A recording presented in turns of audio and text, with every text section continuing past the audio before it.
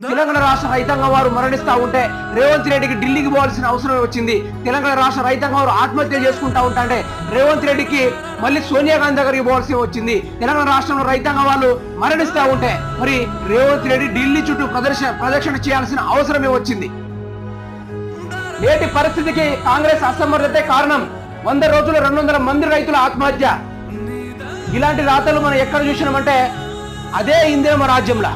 ఏదైతే 2013 నుంచి ముందు కాలంలో చూసుకుంటే మాత్రము రైతులు ఏ విధంగా ఆత్మహత్య చేసుకున్నారో కాంగ్రెస్ పార్టీ అధికారంలోకి రాగానే 200 మందికి పైగా బలిదానాలు జరిగాయి, ఆత్మహత్యలు జరిగాయి. మరి రేవంత్ రెడ్డి దాని గురించి ఎందుకు పరామర్శిస్తలేడు? ఏంటి ప్రభుత్వాన్ని ప్రశ్నిస్తున్నా, రైతులను వారి కుటుంబాలను ఎందుకు పరామర్శిస్తలేడు? వారి కుటుంబాలకు వెళ్ళి అంతో కొంత ఇంత ఆర్థిక సహాయం ఎందుకు చేస్తున్నాడు అనేది క్వశ్చన్ పాయింట్ ఇక్కడ. కేసీఆర్ గడప దాటంగానే ఖట్కా బంద్ అయినట్టు ఆగిపోతాయా? ఇక కేసీఆర్ గడప దాటంగానే